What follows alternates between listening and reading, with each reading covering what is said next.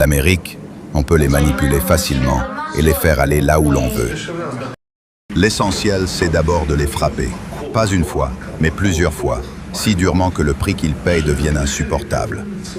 Jusqu'ici, ce prix n'a pas été assez lourd. Un assaut total contre l'autorité palestinienne qui les pousse à craindre que tout s'effondre. La peur les contraint. Mais attends, le monde va dire que nous sommes les agresseurs.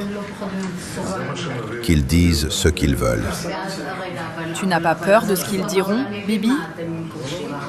Non, surtout aujourd'hui, avec les États-Unis. Je sais comment ils fonctionnent. L'Amérique, on peut les manipuler facilement et les faire aller là où l'on veut. Et même s'ils disent quelque chose, alors ils parlent, et après, 80% des Américains nous soutiennent. C'est absurde. Regardez, je n'avais pas peur de manipuler. Je n'avais pas peur d'affronter Clinton. Je n'avais pas peur d'aller à l'encontre de l'ONU. Que s'est-il passé avec les accords d'Oslo? Des accords ratifiés par le Parlement. Là, avant les élections, on m'a demandé « Vous allez respecter les accords d'Oslo ?» J'ai répondu « Oui, sous condition de réciprocité et de retrait limité. » J'ai interprété les accords à ma manière, de façon à stopper le retour aux frontières d'avant 1967.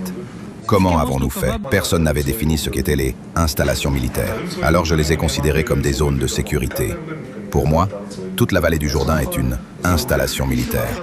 Personne ne l'avait prévu. Oui, comme la vallée de Beït-Shin. Vous voyez ce que je veux dire? Mais ensuite, il restait la question. Qui allait définir ces installations militaires? J'ai reçu une lettre de Christopher, adressée à Arafat et à moi en même temps, disant qu'Israël, et Israël seul, déciderait de leur emplacement et de leur taille. Il ne voulait pas me donner cette lettre. Alors j'ai refusé de ratifier les accords d'Hébron. J'ai stoppé la réunion du gouvernement et j'ai dit « Je ne signe pas ». Ce n'est que lorsque la lettre est arrivée, pendant cette réunion avec Arafat et moi, que j'ai signé les accords d'Hébron. Céder 2% des territoires, c'est mieux que d'en céder 100%. Et c'était le choix auquel nous étions confrontés. Tu cèdes 2%, mais tu as stoppé le retrait initialement prévu par les accords, plutôt que de rendre 100% des territoires.